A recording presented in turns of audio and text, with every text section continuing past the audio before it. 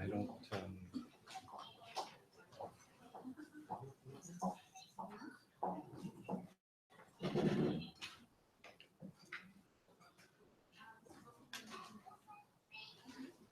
Yeah, I woke up.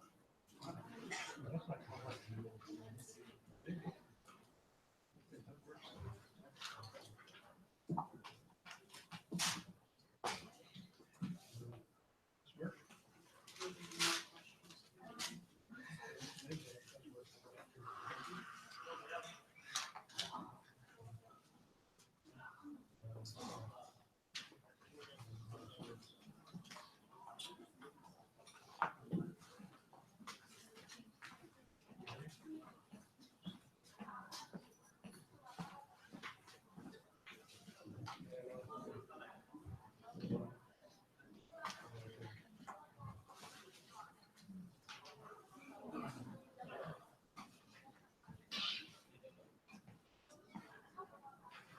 silly.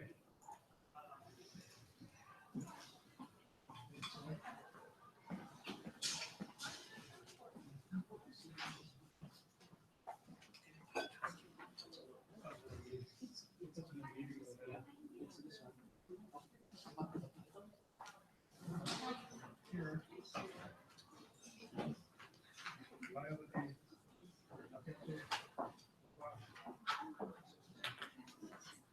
Vision.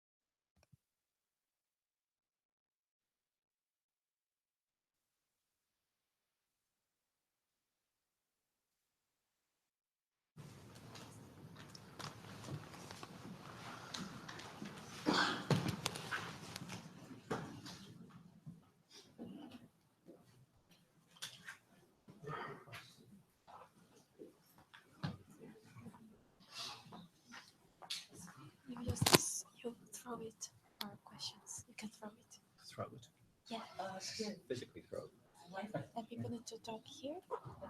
Otherwise, the broadcast will not take the sound for the recording. So we might ask somebody to toss it around in Okay. case they get too noisy. Yeah. So do we start with three shots? Yeah, if you like. Yeah. It's.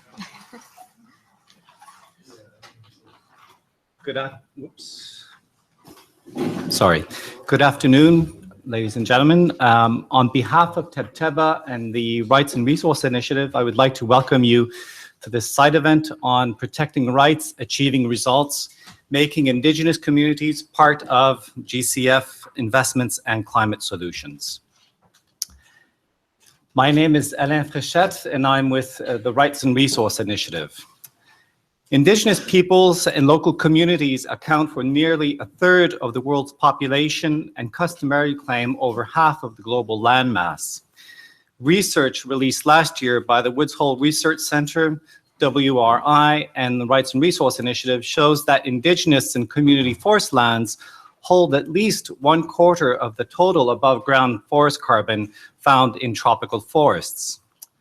Moreover, research conducted in recent years shows that forests managed by Indigenous peoples and local communities tend to experience lower rates of deforestation, store more carbon, and hold more biodiversity than non-community forest areas.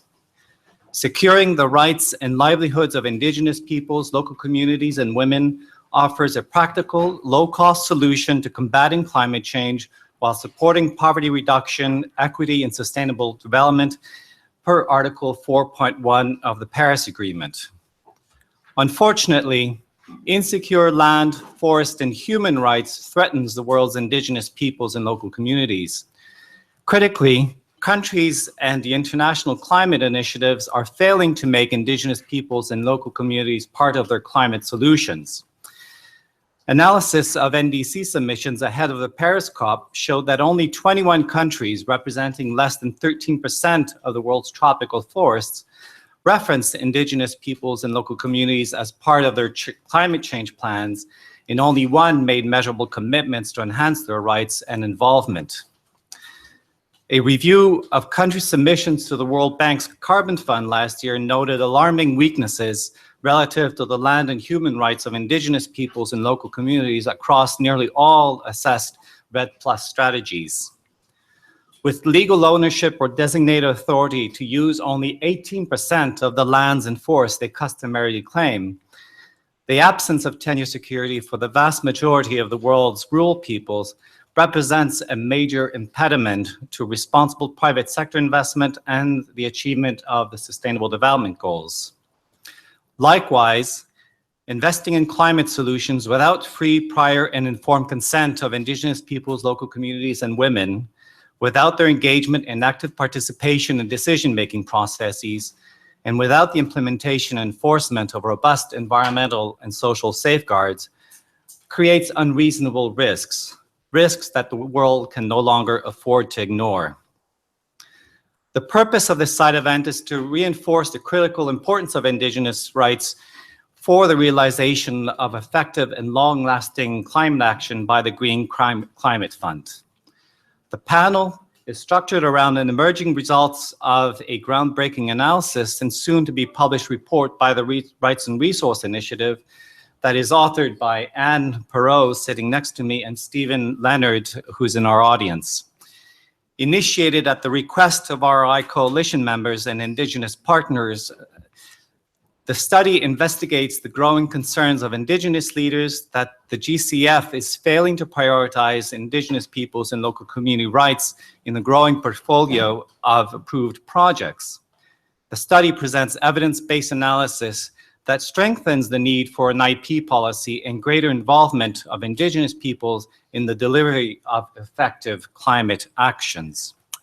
With this, I'd like to introduce you to our speakers. Mrs. Anne Perot is an independent consultant and legal expert with more than 25 years of experience working on human rights and development and implementation of social environmental safeguard standards in both climate and development-related arenas. and will present the results of the study she co-authored with Steve.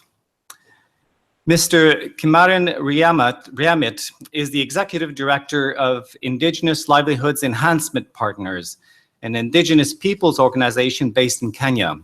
For the past 15 years, Kimaren has championed Indigenous peoples' rights in the context of climate change and sustainable development, and is currently serving as one of the active observers from southern CSOs to the Green Climate Fund. Kimaren will help place the findings of the RRI study into context and share recent developments towards the adoption of an IP policy within the GCF. Finally, Mrs. Grace Balawag is Assistant Program Coordinator of the Climate Change Adaptation Mitigation Program of Tebtebba, the Indigenous Peoples International Center for Policy Research and Education. She coordinates the Indigenous Peoples Global Partnership on Climate Change, Forest, and Sustainable Development, composed of 17 Indigenous and non-governmental partners from across Asia, Africa, and Latin America, a partnership dedicated to the advancement of Indigenous-led solutions to climate and development priorities. Grace will discuss how Indigenous communities are organizing themselves to support positive climate actions via the development of community-led monitoring mechanisms and other means to ensure more effective participation and engagement from the ground up. Without further ado, I'd like to ask Anne to follow up. Thank you, Elaine. Hi, everyone. Good afternoon. Thanks for coming. As Elaine said, my name is Anne Perro. I worked with Steve Leonard in the audience there on this analysis, and I think it comes at a very timely moment, and I'm thrilled to be on the panel with these panelists who will provide context for this study. So the idea was this: with the project approval process underway at the GCF, 43 projects have been approved. Rights and Resources and other groups, organizations, Indigenous organizations specifically, thought this would be a good time to take stock, to see if the projects that have been approved are achieving the GCF objectives to shift to low emissions and climate resilient development. We had a premise going in. Alain covered it really well. The premise was that achieving this paradigm shift will require real attention to the land and resource rights of Indigenous peoples. We know most of the forested areas are occupied by Indigenous peoples. As Alain mentioned, I think this was a very interesting fact that Indigenous peoples manage just over a quarter of the total carbon found above ground in global tropics. Tenure security supports well-managed forests. We know that on lands occupied by Indigenous peoples and other rural communities, deforestation rates are much lower than in other forested areas. And then 3, it helps those most impacted respond. It helps Indigenous peoples in rural communities that are most impacted by climate change respond, to have that tenure security. And then 4th, it's about just development, right? If you don't recognize the rights, you won't have the just and sustainable development that the GCF is promoting. So we went into the analysis with this premise. That was the lens we used to look at the projects. To date, we've looked at 11. And I'll describe now the different factors we considered. So some of the key issues we examined: what are the standards being applied actually to the projects that have been approved to date, the 11 we looked at? How are risks identified and categorized? How is the FPIC requirement being met? We know that's such a critical requirement. How are consultation requirements being met? And then finally, how are monitoring and grievance redress requirements being met? So we considered other big topical issues. These are the ones I'll talk about today. Okay, standards applied.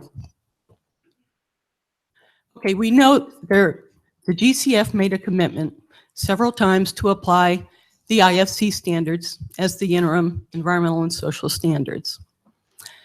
When we looked at the projects, we saw that the master agreement that the GCF has with accredited entities allows the accredited entities to use their own, and the language is that should enable those entities to comply. So we looked at the projects to, did it enable those entities to comply? And what we saw is that in several instances, the answer is no. So I'll give you an example.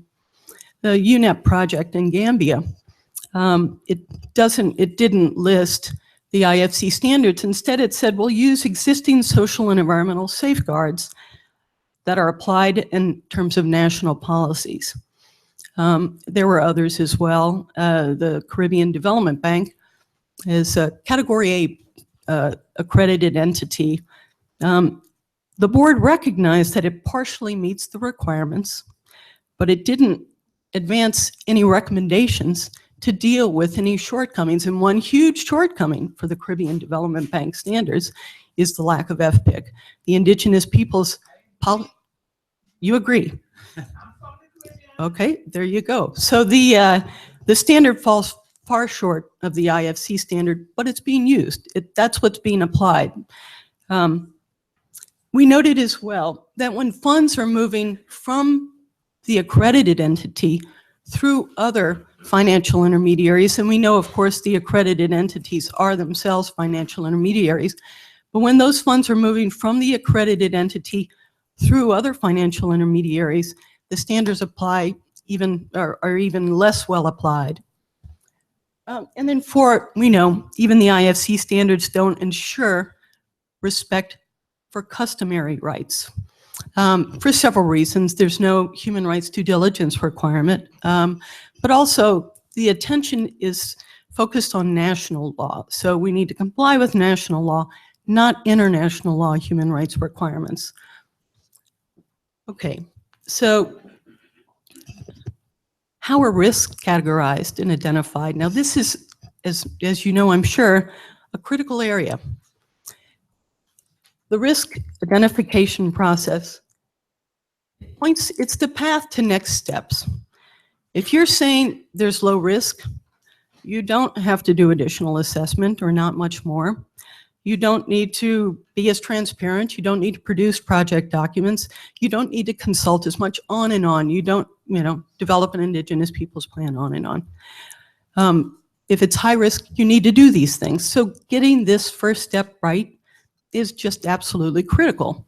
So we really looked carefully at this. How is risk categorization done? Again, we found that several projects, maybe most even, were the risks were miscategorized. And I'll give you, again, a few examples. There were two projects that involved explicitly in the project documents 120 communities, thousands of people, indigenous territories, Category C. So you ask yourself why. Clearly there are many reasons. When we looked at the project documents, one reason that seemed to stand out was that risk seemed to be defined as risk that would exist after mitigation measures. So the idea is, look, we know this looks risky right now. We know they're indigenous peoples. We get it. We're going to do all these things. It's going to be low risk. So we're calling it a Category C. In some instances, it conveniently fit the category for which the entity was accredited. So we have situations like this. Risk is not well defined. Another reason was that often or sometimes project activities weren't clearly described in the ProDoc. It took some digging to figure out, there could be reduced access to resources here, not an insignificant issue. And so it's a form of displacement that wasn't captured, again, Category C, or low risk when it should have been at least a B or A. So the guidance is unclear, except there's an example provided in the fit for purpose accreditation guidelines that says, look, if it will impact areas of importance to indigenous peoples or other vulnerable communities, it's probably a Category A. That exists, but it's being ignored. So it's really interesting that there's some acknowledgement that this is an issue. It should be a high risk if Indigenous peoples are involved. Okay, and then finally, we mentioned this, risk defined as post-mitigation was a critical issue. So when you have, as I mentioned earlier, when you have low risk, key documents are missing, consultations are reduced. It's just striking when Indigenous peoples were involved in some of these projects that consultations weren't more robust. You can go to the website, try to get the documents, and they're not there. For the Gambia project, it said it's a category C, it's not required. This is a project involving 120 communities. Environmental and social report is not required. You know, it's a mismatch. There were some projects that were good on this, and you know, I don't mean to suggest everyone was bad because that would be inaccurate. There's a project in South Africa, for example, that was very well done, that recognized rights, and I'll cover that a little bit more. Okay.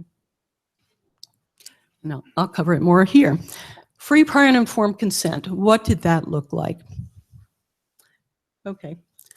Although the IFC standards don't require or ensure respect for customary rights, we do know one of the benefits is the requirement for free, prior, and informed consent. And actually, in very broad circumstances, it's a very good requirement. The issue is, as always, and as is true with the IFC now, is how it's applied. So the issues with the application. It's not always required when Indigenous peoples appear to be involved. So for some projects, you don't see any mention of Indigenous peoples, and then you get to page 51, and there's mention of Indigenous peoples. It's similar to the earlier example when I said sometimes project activities aren't very clearly described. Well, in some situations, the involvement of Indigenous peoples isn't clear. Sometimes there's a project in Madagascar. Communities don't self-identify apparently as Indigenous, but in all other respects, if you consider the criteria, how they live, languages, the relationship to resources, it suggests, it points to the possibility that they should be treated as Indigenous peoples. So when FPIC is required, the processes by which it is secured or obtained is unclear. And an example of that, it may come up here, is the Provenampe project in Peru. There's a huge debate. I hear, and I'm not directly involved, that the claim is we had 2 weeks of consultations that was sufficient for FPIC, and the communities are saying it was inadequate. So, thanks. Okay, and only one project, and that's the South Africa project I was mentioning, is FPIC recognized as not a one-time process that gives everlasting social license. And I think that's one of the key problems with implementation of FPIC, that it is seen as, we have FPIC, we can just move on here. We can do everything for the next 5 to 10 years, things change, but we've got FPIC. It doesn't work that way. So this project document acknowledged that, recognized that very usefully.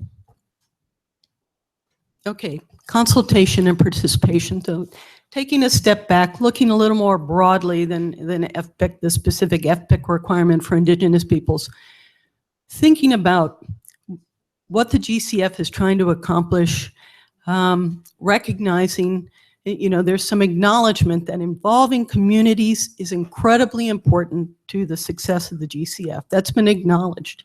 The question is that happening? And it was an interesting IIED study recently that found only 10% of climate finance is reaching local communities. And you've got to wonder here if the way consultation and participation is taking place at the GCF, if it's really reaching the local communities. And I'll give you an example.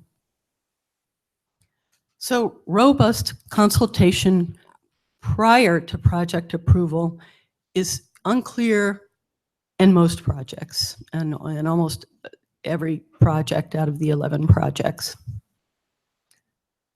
Interestingly, even projects designed, targeted to empower communities, we want to help communities, these communities shift from one activity to another to adapt to climate change.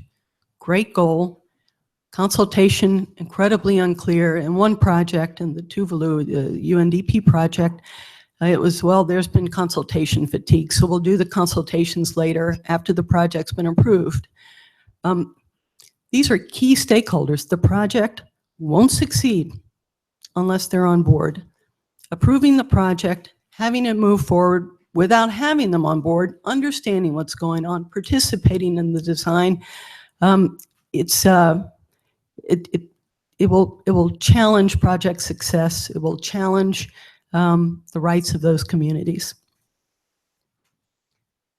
Mapping of those potentially impacted. You can't consult if you don't know the folks living in the area. And in almost every project, there wasn't a complete, clear mapping. And then transparency issues. Again, as I mentioned, for low-risk categories, project documents did not need to be developed or did not need to be posted. In other situations, trying to find the project documents, well, it was impossible in some instances. The gender plan, the Indigenous Peoples plan, tried to find them, still haven't obtained them. We're planning to ask the GCF for them. But these are fundamental issues. Obviously, transparency is fundamental to a robust process and a robust outcome. Okay, monitoring and grievance mechanisms. So there were strong plans for monitoring results, and often and impressively with attention to gender. What would the gender benefits be like? Let's disaggregate the data to make sure women are benefiting relative to men and the like. Relatively little relatively little attention to monitoring social and environmental issues and impacts. Just explicitly, not explicit at all, not mentioned. And then over half of the referenced projects mention project level grievance mechanisms, but not all provide clear plans for them. So that's the sort of summary of our findings. The paper will be finalized at the end of this month, and it will be available on the Rights and Resources website, so you can download it probably late May, maybe early June, but you can find the entire thing there. I'll go through the recommendations now. So the first, a human rights and climate change work program, including business and human rights, and develop a clear GCF human rights policy. GCF's due diligence should assess risks that exist prior to mitigation measures, and that's true at the MDBs as well. That's how risks are defined. The World Bank, the IFC, this isn't a new thing. The new GCF safeguards should address the land and resource rights of Indigenous peoples, local communities, and women, apply international human rights to ensure that FIs have an environmental and social management system that incorporates all relevant safeguards, uplift all the accredited entities safeguards, harmonize them. Okay, this is the last page, so we're getting close here. New policies related to Indigenous peoples in FPIC.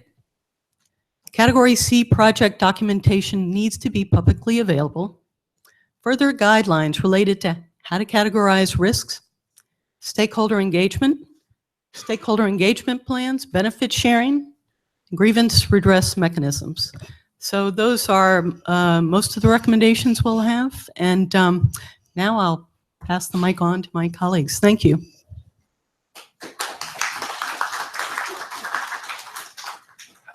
Just before Kimaren takes the mic, I'd like to remind everybody there's actually a copy of the executive summary that's on chairs here and there and outside as well. So please do take a copy as you leave if you haven't taken one already.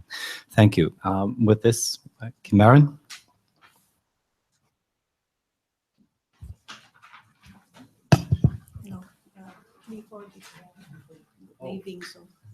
I'd like to also welcome Mr. Clifford Polycarp. He is with the Green Climate Fund, head of country division, program division, and he has kindly agreed to join our panel to provide some feedback and reflections after presentations. So thank you and welcome.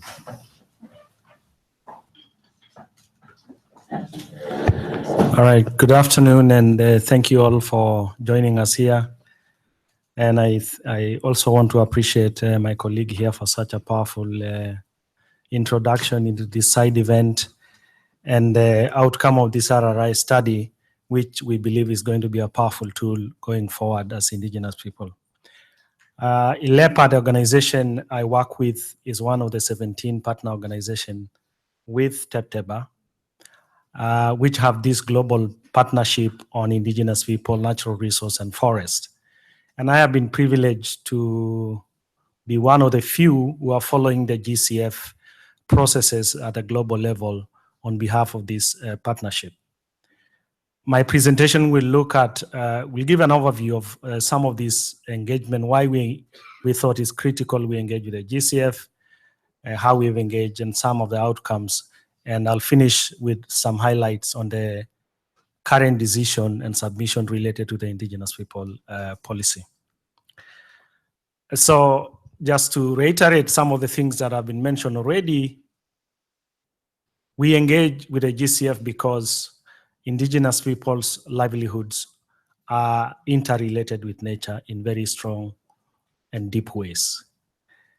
Their knowledge systems have supported their climate resilient livelihoods for years, and we think this knowledge is useful for climate change mitigation and adaptation. But Indigenous people are in the front line of both direct impacts of climate change, negative impacts of unsafeguarded intervention measures, while producing the least, contributing the least to the problem. But this is in addition to the problem of historical marginalization and exclusion experienced by Indigenous people. In essence, they pay a triple price for the problem of climate change. And we looked at the GCF and tried to question, or rather seek to understand, how it deals with the Indigenous people question. And there are a number of what we think are shortcomings. One of them is one of the ways that non-state actors engage is through the active observer space. And there are only 2 active observers from the civil society, and there is no space for Indigenous people recognized under the GCF. When you look at the safeguard space, I think my colleague has already spoken eloquently to this. The current interim safeguards, which are the IFC standards, really fall short of best and good practices with relation to the Indigenous people question. She has mentioned the lack of recognition of customary governance and then customary ownership of land. And FPIC there is consultation leading to broad community support as opposed to consent. And the fund access modalities also, the means and ways of accessing the GCF funds are so complicated to the extent that it's inhibitive for Indigenous people to access these funds without a clear mechanism dedicated to them.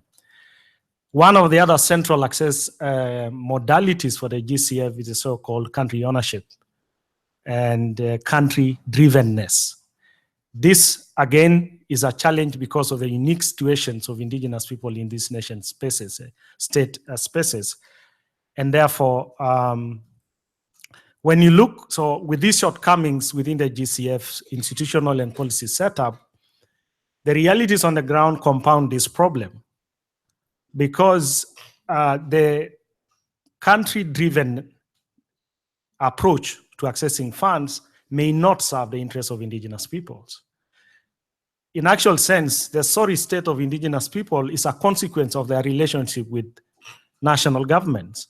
So if you rely on this space or this organ that produce the sorry state to correct it, I think it's being a little too ambitious. And not only the historical component, but increasingly indigenous people still are excluded from decision making. And so when you talk about country readiness, which is the space for planning for intervention through the GCF, they have no voice, they have no space there. But then add to this a reality that of the 47 projects that are already funded by the GCF, a number of them, and those are the ones studied here, are already implemented in indigenous people territories. So essentially, the GCF will have to interact with indigenous peoples. But then when you also look at the international, where the GCF is born, the GCF is a baby of the United Nations Framework Convention on Climate Change. But a number of COP decisions seem to be much more advanced than where the GCF is. You have now the Paris Agreement, which recognizes indigenous people rights, indigenous knowledge, including the platform. You have the WASO, which recognizes community-based monitoring information systems. You have the Cancun, which has 7 elements of safeguards that speak to the indigenous people's concern.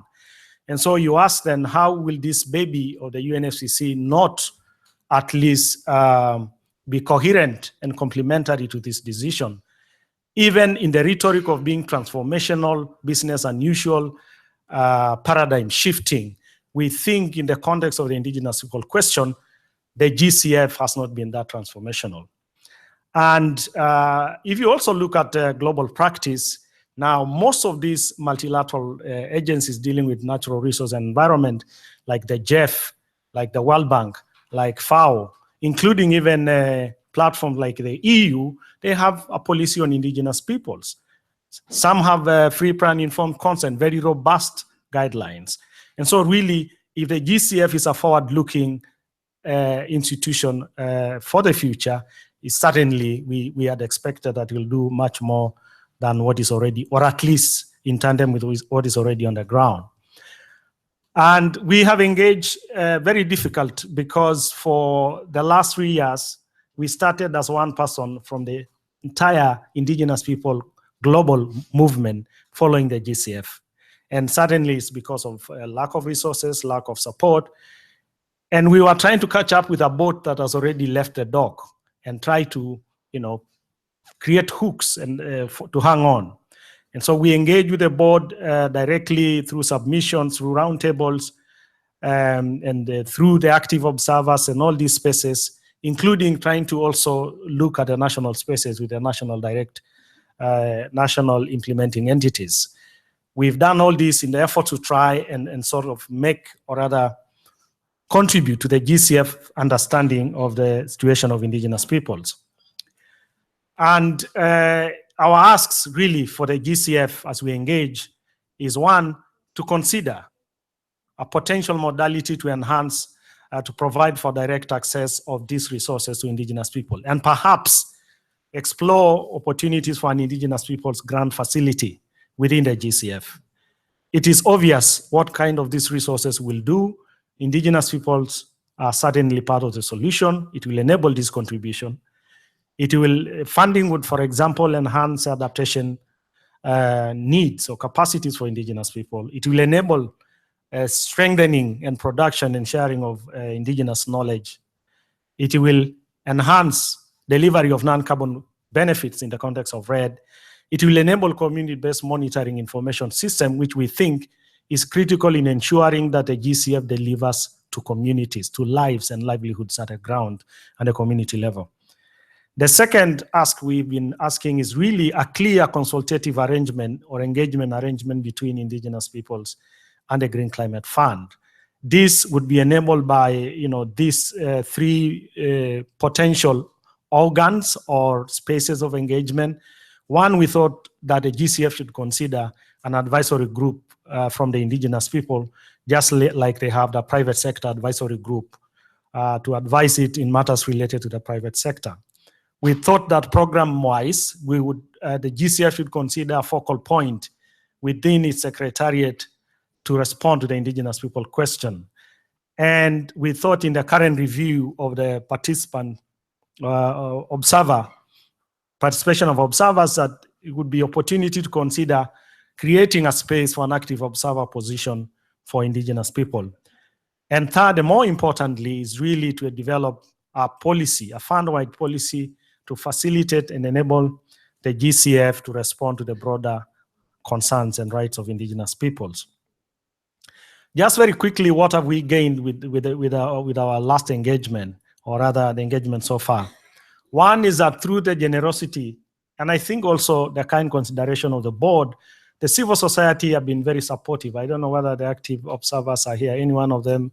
There are two, Lydie and Liana, I don't see them. Maybe they are busy out there, but they have been very supportive through the creation of an alternate active observer status or space. We got a chance to come on board as indigenous people, and this is how I came in as an alternate active observer from the indigenous people constituency. And of course, at least the GCF board was considerate enough to allow for a second alternate active observer. And now we have a chance to sit in the board and contribute directly into the board deliberation. The challenge is this is a temporary measure. This alternate position is not there forever. It is rotative, and we will lose this because it's available for the broader CSO community. Also to note as an opportunity is that a number of international agencies that are IP-friendly have been accredited as implementing entity, which provides opportunity for indigenous people to maybe access funds indirectly through these accredited entities. The red results-based payment is another space because already it makes reference to the Cancun safeguards, which clarify already the rights, or rather the safeguards related to indigenous people.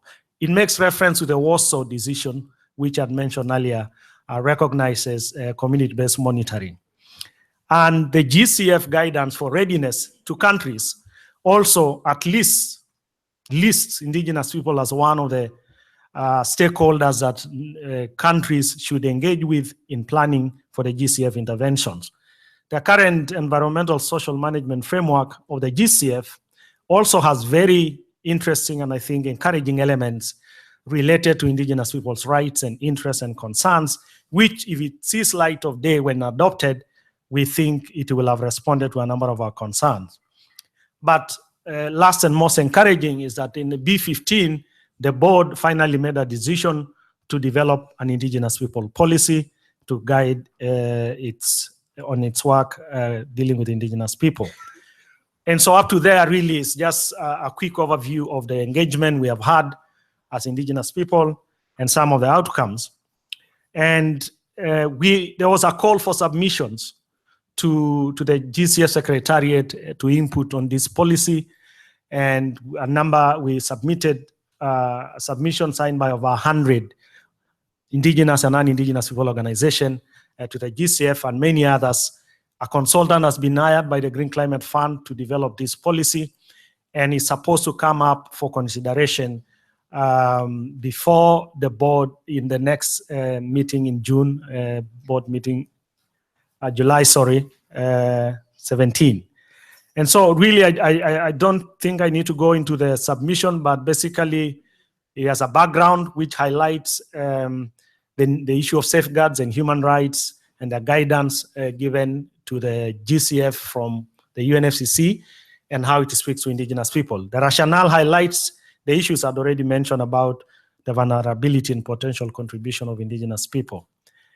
The objectives really is to enable indigenous people's contribution, enable respect for these rights, safeguard against negative impacts, enable FPIC as highlighted, ensure respect for collective land rights, and I think the list is on. Basically, there are over 10 or 15 elements which we think and principles and areas of focus that we speak to with this submission that we did to the GCF. And then finally, there is also a proposal for a framework to monitor the implementation of this policy. One, through oversight by the board, through reports from the Secretariat and the evaluation unit, the institutions within the GCF, the focal point, the advisory group. And by the way, this is a team we've been for the last 3 years. We have 2 additional now. This is the team, the small team that has been doing this work. And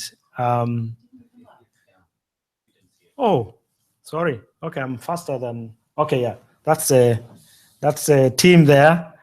But basically, just so that I may finish looking ahead, the next slide is, as we move a look ahead from here, is that we really need to engage with this policy development process and really lobby and follow through so that the GCF board adopts this policy sooner than later, because we have had projects are being implemented, negative impacts are happening on the ground, and this policy will really become, and more decisions, more projects are on the pipeline. We also think that second is that the results-based payment framework, which is being considered, and the scorecard might come soon in the next board meeting. This is another area where respect for rights based on the Cancun safeguard connected to this RED results-based payment. We should monitor that the safeguards remain connected and the policy remain connected to the RED results-based payment framework. The environmental social management framework is in advanced stages. We don't know when the decision will be made, and we need to monitor to ensure that those hooks and elements that relate to indigenous people do not drop along the way. We also need to continue engage with the implementation process and project approval processes. The idea is projects come to the board every time the board sits, and it's another space to put respect for rights, either in the conditionality of these projects. There was a project that came from Tanzania that was to be implemented in indigenous people territory, and one of the conditions attached to the decision is free prior informed consent be put in place before the project is rolled out. So this is another space. Then there is also the space to engage with accredited entities and national designated authorities, which determine who gets funded and who gets to implement projects in their national spaces. This is the other area where we think we can engage and hopefully minimize the negative impact. And then we need to explore. There is a study here now, evidence from the ground informed by scientific research on what is happening. We think the GCF should pick this up and look at how to improve the projects that come on board and how these projects are implemented. And I think I should stop there, and thank you for listening to me.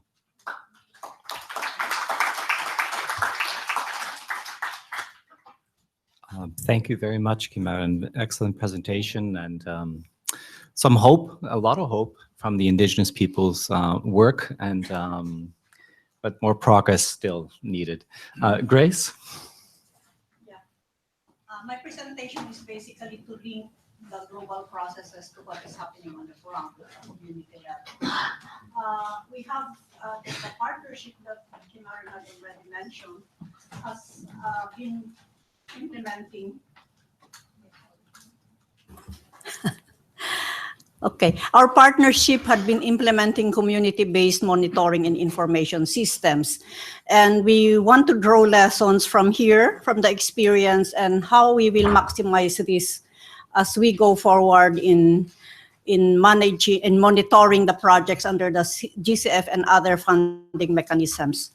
So this is a presentation which was basically prepared by my colleague here, who is Nicky Batang-ay. He is my colleague in Tebtebba, who is basically in the CBMIS work. So anyhow, what is CBMIS? This is basically participatory research and monitoring approach related to biodiversity, ecosystems, land and waters, and other resources, as well as the human well-being, specifically for indigenous communities and local communities. Okay, so it integrates the ecosystems and the ecological dynamics, cultural and human rights, and sustainability-based approaches. Of course, it includes consciously gender and intergenerational and cultural diversity and indigenous peoples' economic development. And for some years now, it has been a process that enabled indigenous peoples' communities to further systematize their information and record of results of observations to matters that are significant to them as a community.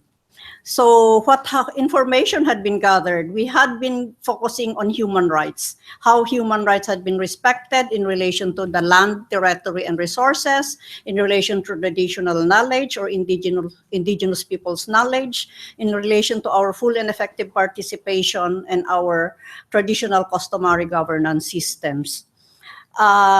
Of course, we do this. How do we do this? We have been doing participatory mapping of the land, territories, and resources.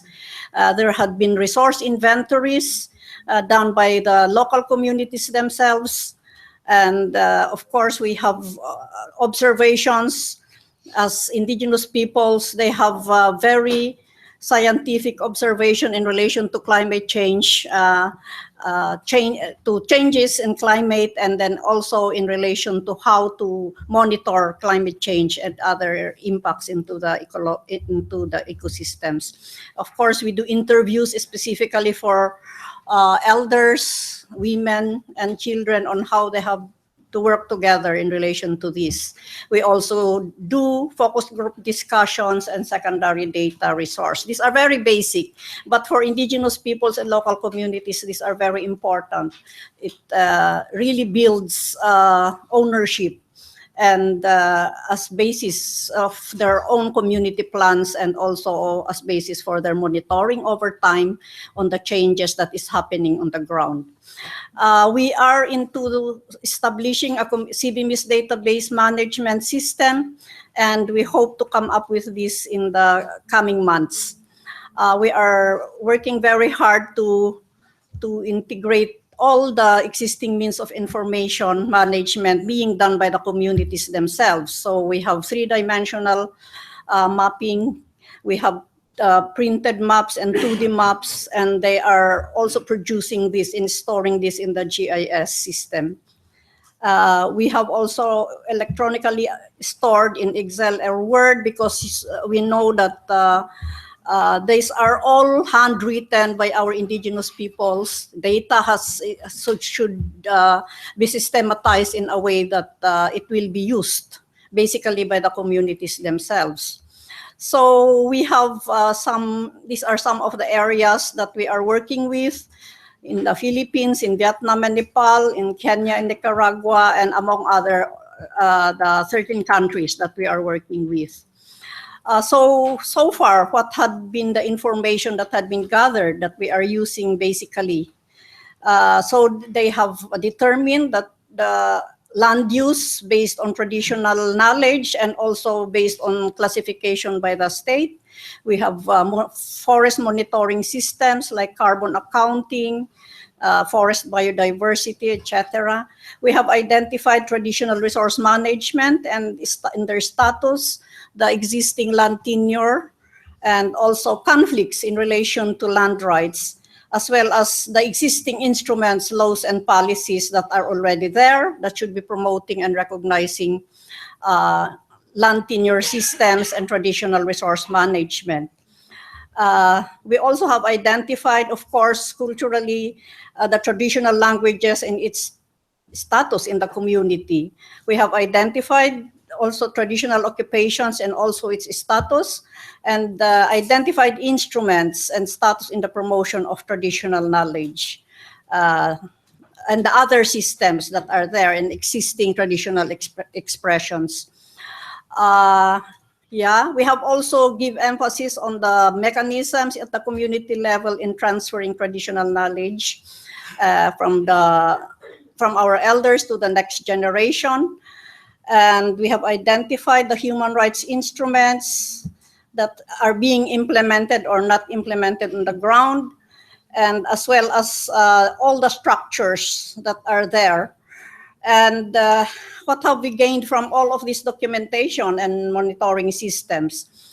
Of course, we have the transmission of traditional knowledge from our knowledge holders to the next generation has been very vibrant. And yeah, there is direct participation of the younger generation in all the traditional rituals and rites. There are trainings where in situations where traditional knowledge is eroding, or the need to revitalize these traditional knowledge systems. And we used this information in relation to convincing our governments, local governments, in policy reforms. And also, this information had been basis for the communities and the indigenous peoples themselves to make their own development plans.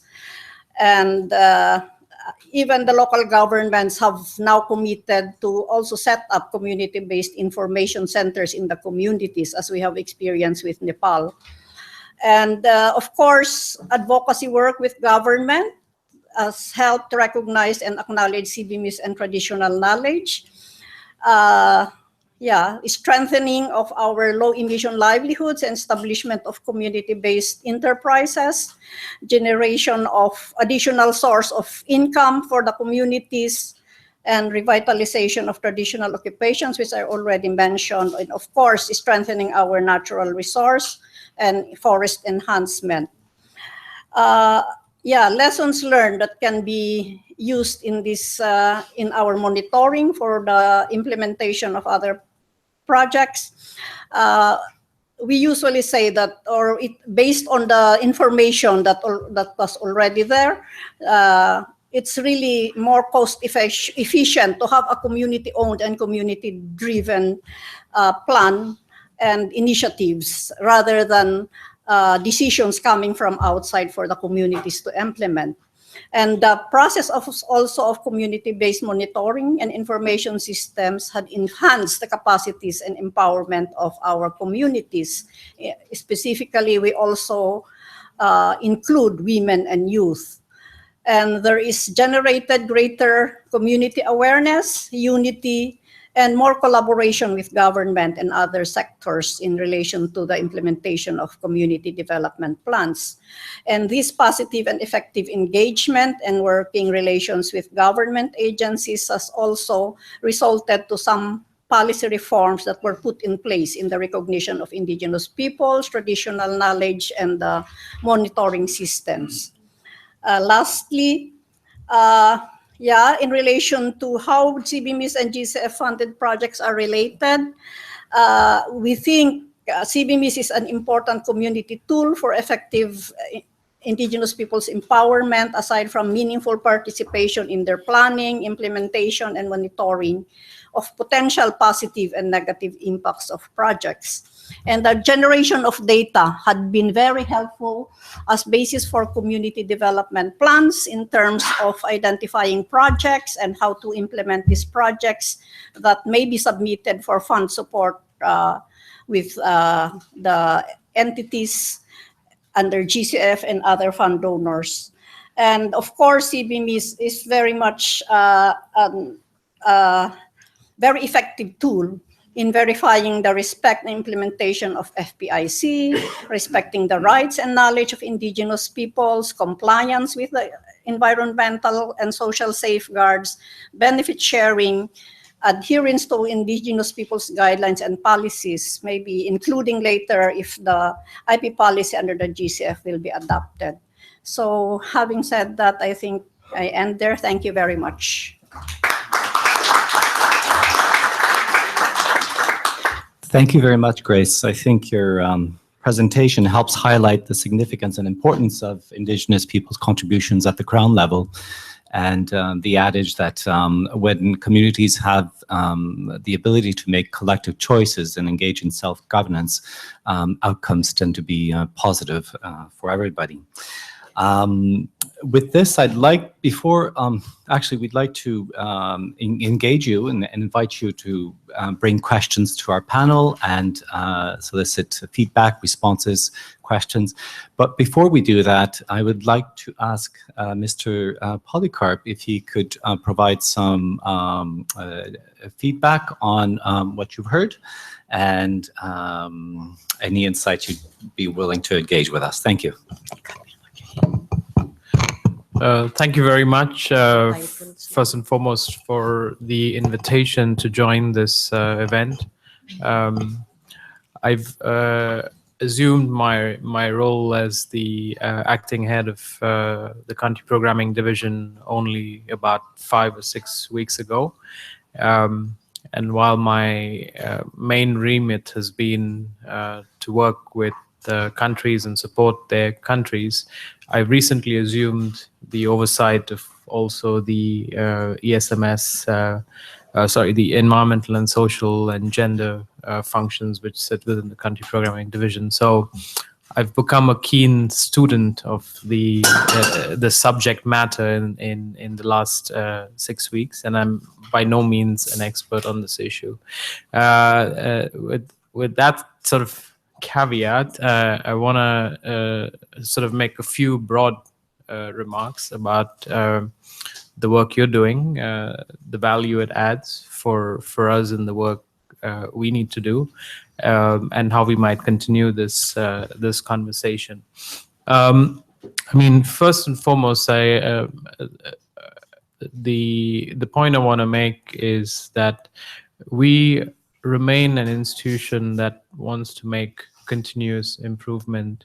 It's hardwired into our charter, into our governing instrument, that we remain a continuous learning institution, and so we want to learn from not only our own analysis of how we're doing things, but the analysis of work done by yourself. And this has been very rich today, and so I will not be able to address all of them, but if there are specific questions, I can try and address some of them. So we want to remain a continuously learning institution, and the other thing we aspire to do is ensure that all of our policies and standards are state of the art. So if we find good practices in other institutions and other places, we want to find a way to make it our own. And it's a process that we are committed to undertaking. The second, I think, message I might try and speak to is what you might see in the documents that are publicly available may not always accurately reflect the Secretariat's own assessment of these proposals sent to us by the accredited entities, or the environmental and social and gender assessments that they share with us, and the management plans that they share with us. We've systematically, in many cases, added covenants in our assessments that require them to go further, the entities to go further from what they've done on their own.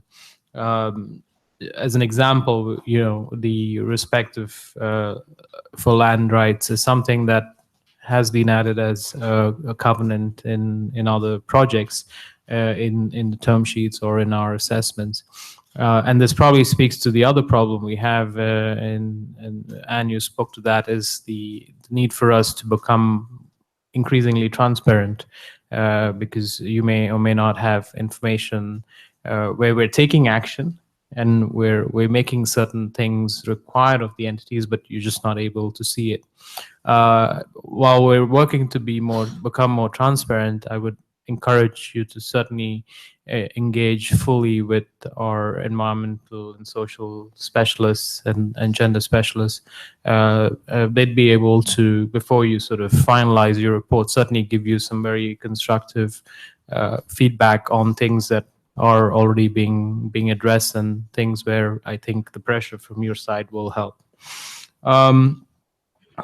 Maybe I think the last 2 points might speak more to the work that's being done by the indigenous peoples groups. One is right. We've got a board mandate now to develop an IP policy, and we did do a call for inputs, and I understand that our executive director essentially gave you an invitation to send us a draft, and we value very much the inputs we've received thus far. We're at a stage where we do have a draft policy, and I think with a bit of socialization on the ideas, we might be able to bring it to a form where it's more perfect for and ripe for us to take to the board. We anticipate, we were hoping that this could be taken already to the 17th board meeting. However, it seems more likely it will go to the 18th board meeting later this year. But there is a strong commitment from the board and from our end to try and conclude this this exercise. And I think as part of the policy, while there is the safeguards aspect of it and trying to protect and not do harm to affected communities, affected indigenous peoples, there's also elements of how they can partake of the benefits of the work, the programming that will be done by the GCF. And I think to that extent, it's something that we've started to see good progress on with respect to the gender policy of the fund, gender policy and action plan. And while it might not be directly importable, what's worked there, it certainly will give us insights on how we might be able to use GCF resource in a way that not only does not affect indigenous people, but also helps them positively benefit from it. And to that end, I think the idea of trying to find accredited entities, and if there isn't one in the current cohort of entities, finding one or more than one, either locally or regionally or internationally, that might be best suited to bring projects that are responsive to benefiting indigenous people, is something that we would fully support in helping such an entity come through the accreditation process and bring forward projects as well. So we're open to ideas, and we're open to working with you to do that. The last point I will make is about country ownership. We recognize very clearly that very often country ownership is heard and perceived as government ownership, or not even just government ownership by one particular ministry or office of government. And we work very hard at the Secretariat to push them to go further, to go beyond just thinking themselves, be more inclusive, not only of other parts of government, but also other stakeholders. And we've, as we deploy the RAINA support, we've required this of them to ensure broader stakeholder engagement. And we systematically, as we review proposals, if we don't see that, we send back feedback asking them to include a broader set of stakeholders in their national consultations.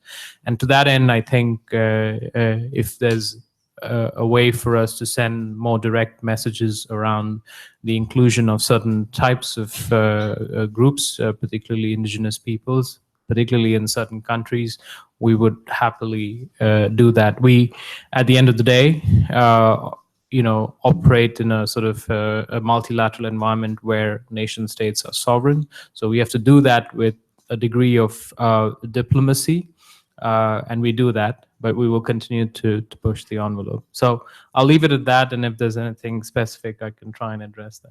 Thank you.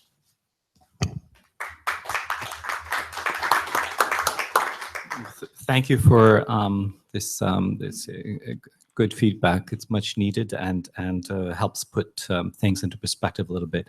Now, I'd like to open the discussion to the floor, to the audience, and invite questions, feedback, comments on what you've heard. So please do not be shy. Please. If you can please name yourself, that would be nice. Thank you. Okay, hello, good day, everyone. My name is Sasha G. Middleton. I'm from the Department of Environment in Antigua as a consultant. I also work with the UNDP Small Grants Program as a National Steering Committee voluntary member. So I come into contact with over 50 NGO groups as well. In Antigua and Barbuda, first of all, it is mandated by law to ensure that NGOs, civil society organizations, private sector government are all a part of the consultations as it relates to environmental concerns. That is very key and very important. So government support at the local level is extremely important. The Department of Environment, they are the ones that are in charge of ensuring that the environmental projects executed in Antigua and Barbuda adheres to environmental social safeguards requirement. We are currently in the process of being accredited to the Green Climate Fund. And so when he's talking about country ownership, that is so true because we have just developed our no objection procedure. And in the no objection procedure, the DOE would be the executing agency to this. And what this means is that community groups who want, let's say, to access funding through the Green Climate Fund, they would submit the projects to us, and we outline in the no objection procedures the transparency, who all are involved in, you know, reviewing these projects. So we have a technical advisory committee that meets every month.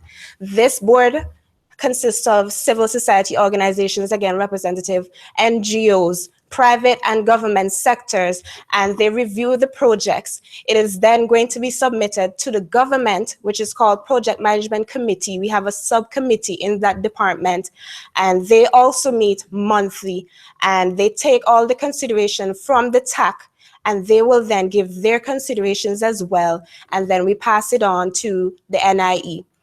In this situation, the no objection procedure is showing that, you know, there is country ownership, that every person is involved. The communities are the ones that are being impacted heavily. And so they need to be involved in the project, not at implementing stage, but at the inception, at the project concept set inception.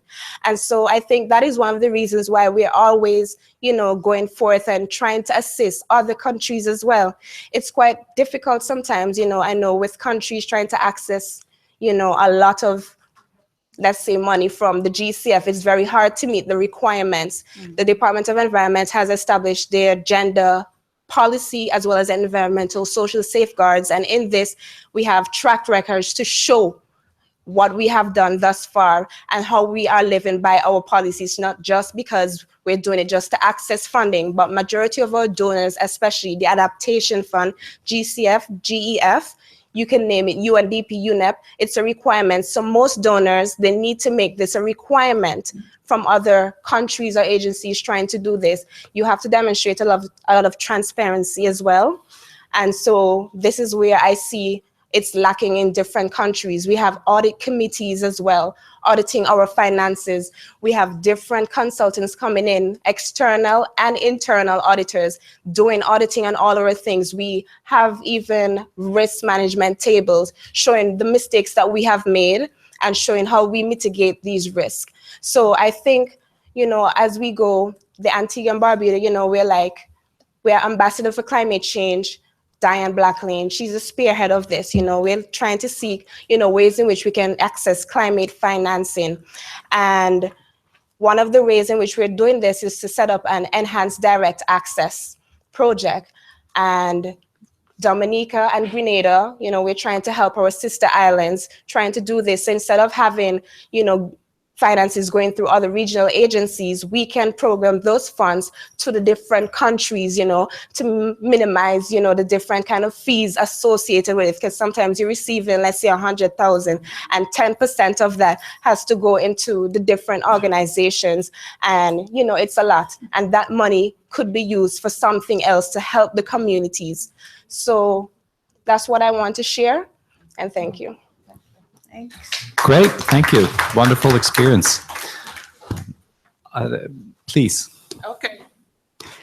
I came in late, but I heard you mention Caribbean Development Bank. And I'm a development economist. My focus is project appraisal. And a lot of agencies, a lot of donors, I guess they don't want the work or the paperwork to deal with local communities or countries. They're putting the finance through regional organizations. But you would be surprised, nothing trickles down. And that's why Antigua decided to go for direct access. We are credited to the Adaptation Fund. And as Sashi said, we are going for the Green Climate Fund. But we have been waiting for funds that have been approved for us, and nothing is coming. The Canadian foreign government gave money to the Caribbean Development Bank for community disaster risk reduction. We are going through a serious drought in the island, and in 2014, when that proposal was announced, the communities all got together. We had 12 communities that want to restore the reservoirs. These were built in the 1850s because no water is a real serious problem. The animals are dying. We can't do proper agriculture, sanitary problems. And we developed this project to be submitted to the Department of Environment. And after a year, they said it was shortlisted. They asked us for pictures, attendance sheets of these communities. We went through the whole thing, only to be told 6 months later it's not approved. I was so shocked.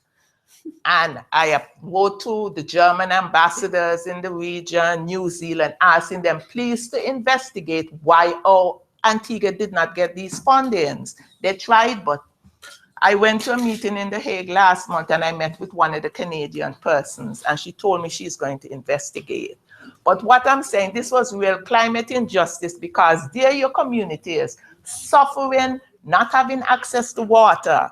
Our government has given, millions of dollars for community work and you deny a country. I mean, up to now, we can't believe this happened. But I'm investigating. But when you mention Caribbean Development Bank, they go out looking for funds for us, but they never, I've been working in Antigua for how much years? I've never seen them come and ask to meet with the NGO groups. I've never seen them coming through. They think that community groups are down there, probably have no structures, but as you mentioned, community groups, they bring something to the table. They may not have the money, but they have that commitment, they have that passion, and there are a lot of technical skills available in our community groups. And so I'm making a strong appeal. I really need some kind of action. I want to know more about what you said about Caribbean Development Bank. I don't know if it's the classification, why they are succeeding, but the funds aren't coming to the community groups. But I'm very concerned. I've been trying to ask them for documents. I said, you're applying for climate financing for Antigua. Can I see your documents? And up to now, I cannot get them. And I think I'm qualified to have a master's from Yale in project appraisal. Why can't I do that for my country, for my community groups, but I can't see the project documents? So I'm really, really concerned because I believe a lot of climate financing is going to go through them. But then the project cycle is over 6 years. It takes a long time. No money comes. Sorry, thanks. Thank you. Thank you for those impassioned comments. Mr. Polycarp, is there requirements for accredited entities to go through a process within a certain period of time, to respect certain standards? Any comments on that? I think every time we've considered and approved a project, there are certain deadlines by which subsequent actions need to be taken, entering into legal arrangements, getting their board approval, making the first disbursement. So there are checks and balances, at least from our end, on institutions. I think that is not to say that just because we've got it, that institutions will religiously follow it, it will require a degree of sort of close monitoring from our end and constant pressure. But also, I think in the case of some entities, it may be a capacity issue as well. So in other cases, it might be systemic or structural issues in the way they organize and work. But in other cases, in many cases, particularly with national and regional institutions, it's also a capacity issue, and we're working to augment their capacity so that they, we need to make sure that they succeed so that they deliver the support that the countries need. And if it turns out to be a systemic or structural issue, I think when it comes to getting them reaccredited, they will just fail. Thank you. Anne? Yes, please. Thank you for your intervention. I appreciate it. I'll say that given that the Caribbean Development Bank is accredited for Category A, highest risk projects, it was particularly poor on public documentation online. It was almost stunning. And I hear what you're saying, Clifford, on capacity, but it seems to me that posting public documents, the project documents online is not a huge capacity constraint issue. It seems it may be a more systemic issue. So thank you for your intervention. Questions, please, in the back. Thank you. My name is Daniel Sapit from Kenya. And I would like also to just start by appreciating the panelists for the very good presentations and very informative presentations. And I would like to just direct a question to Clifford on the GCF. Yeah, of course, we appreciate the progress that the GCF Secretary has done on the board and the decisions that have been made, as elaborately explained by Stanley. But I think from people who are looking at it from looking at it externally, is that GCF has been there for quite some time now. It's the fund that everybody is looking at for resources. As much as it's a learning institution, as you say, but I think it's taking a bit too long to get some of this the current policy environment the current policy international laws that are already in place to be integrated into the process of the GCF, and having been promised to be a transformative institution, a different kind of setting up institution, an institution that's going to transform and change the way climate finance is done. I don't know whether there are stumbling blocks. We know where the stumbling blocks. I think we would want to know from people who are not engaging with the GCF very closely, what are the stumbling blocks? Is it that the countries, the board members? Is it with the board? Is it with the secretariat? Is it capacity issues? Because I think a lot of the laws, international laws, provide for very good ground for the GCF to basically take off and absorb the best practices that have been, that are out there. And we're hoping that, saying that we are learning, yeah, it's learning, yes, but I mean it's taking a bit too long. Maybe I don't know whether the GCF is getting comfortable in the status quo that is, or the current situation that they are in, and we hope we would like to hear, assurances, better assurances, and that the learning process is there, yes, but it's moving towards a situation where the current legal situation, the current international legal situation, especially on the rights of indigenous peoples, is taken a little bit more seriously. We are, of course, happy with the policy decision to develop the policy, and I hope that will be very, clear and helpful for us as indigenous peoples. Thank you. Is there another question, or I can give the mic to Clifford, maybe, for a quick response? Well, a quick response would be, I mean, I share your frustration. I've arrived at the Secretariat about 2.5 years ago with about 19 other colleagues, and there's probably only 4 or 5 others from that original cohort left at the secretariat. I would say about half of our staff maybe arrived less than a year ago. And so you kind of listed what are some of the issues, and I would say it's all of the above. But I can assure you that we're also making progress. Policy matters are matters for the board, and our ED characterizes the board as the COP in miniature, because you've got the same set of actors, developing countries, the same politics that plays out in the board as you see in this process. And so reaching consensus, and the board operates by consensus between 24 members, 12 developed and 12 developing, is incredibly challenging, and particularly on difficult issues. Any one member can stall achievement of progress on policies. I think that said,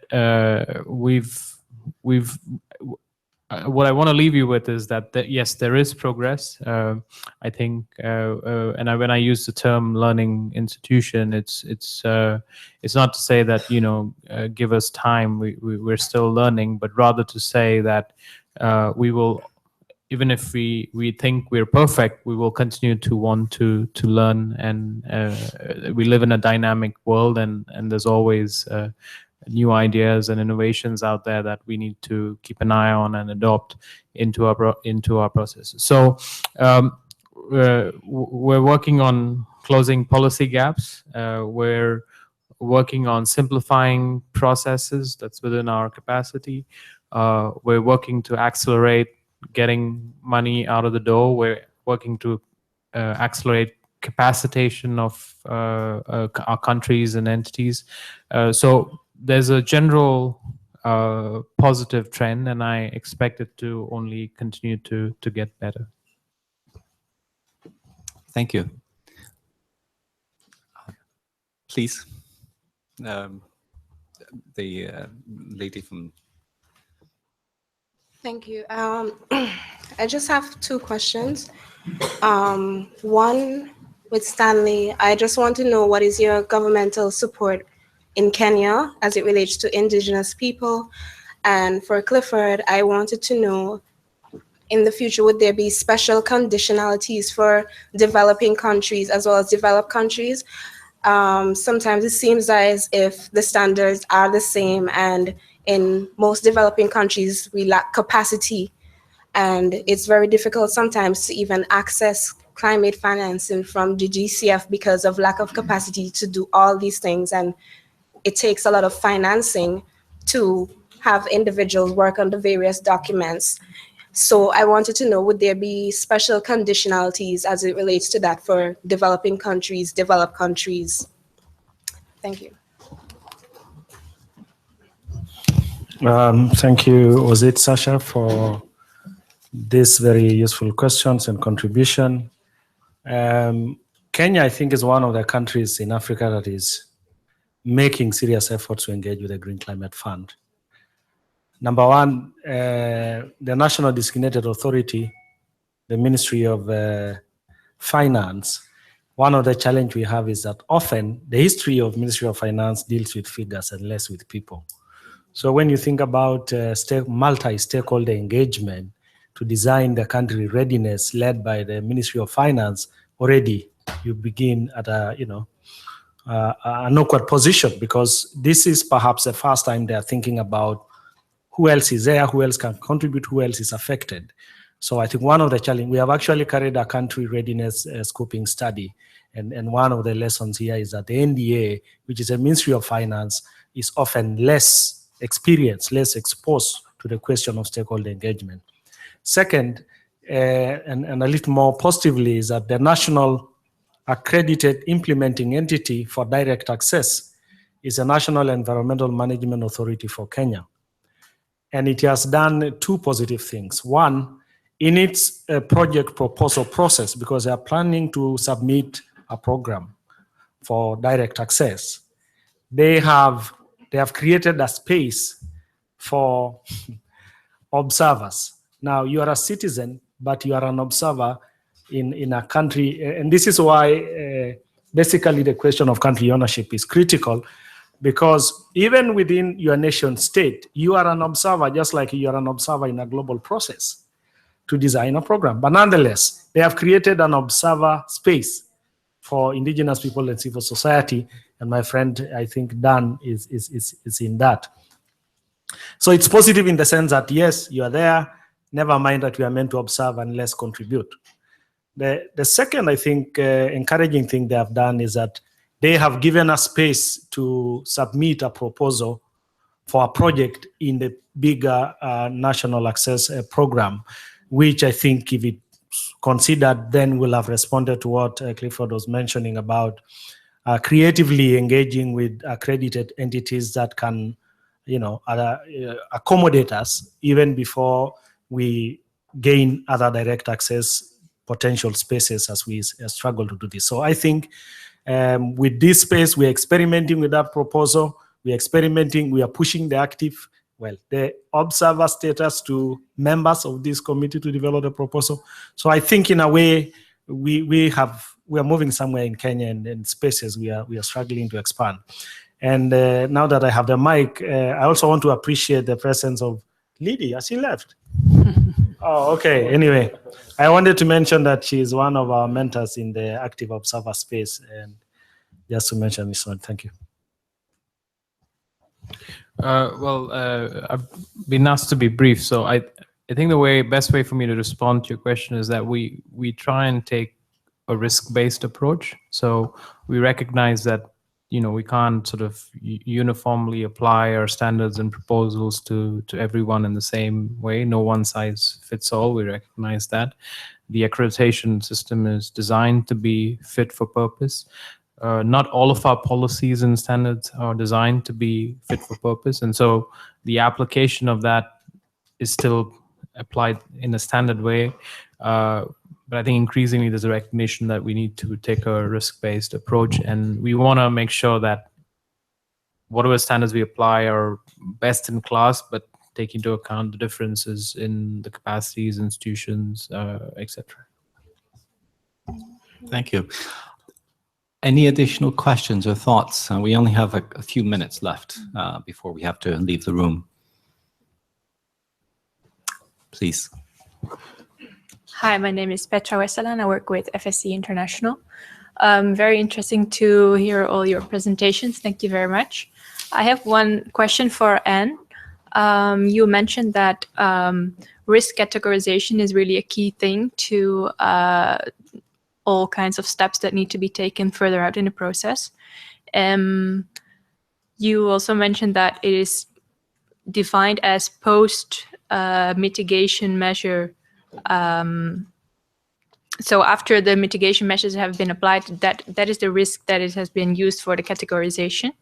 I was wondering, are all these mitigation activities actually been implemented? So does the categorization make sense after all these measures have been implemented?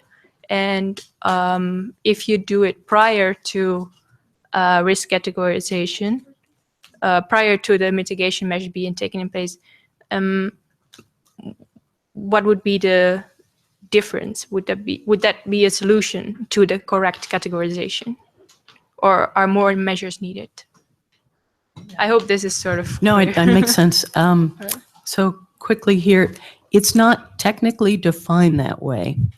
It's applied that way when we look at the project documents. So to be clear, the GCF doesn't say, you can define risk as post-mitigation, but it doesn't make sense to define it post-mitigation, because the point here is if you have 125 indigenous communities, if you don't identify that as high risk, you will not do the things you need to do.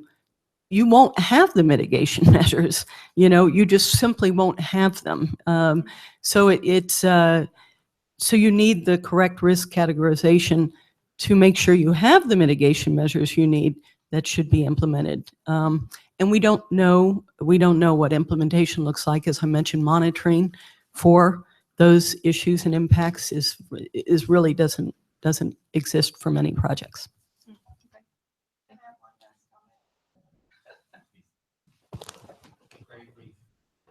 And in Antigua, we are really adhering to all standards. We have signed on to Principle 10, access to information, public consultation, access to justice. So when we empower community groups and bring all this training, because we do train them, we empower them, they know what the law says. And our legislation is one of the best because we have mandated that these local community groups must be involved in policy. So they sit on all the high-level commissions. So when a donor really messes up, we all know. And it forces us to really question. That's why I talk so openly, because all the community groups in Antigua know the amount of work we did on this project. It was, you know, community driven based on real needs, climate needs, no water. And so, you know, I had to keep, you know, I sent emails about 5 times. And when I don't, I said, listen, we have signed on to Principle 10. And he said, okay, I'm going to send the project document. And nothing ever came. So. Thank you. There's a lot of passion around these ideas, and it's much welcome. So we can continue outside. I would like to thank our panelists and again reiterate the excellent research that Steve and Anne have done. It's of critical importance. The contributions of Indigenous leaders, both at the policy level, which is demonstrably strong and growing, and at the field level with the input Grace gave us, and also salute the openness and willingness of the GCF to engage with us and try to find solutions to these problems. Thank you all.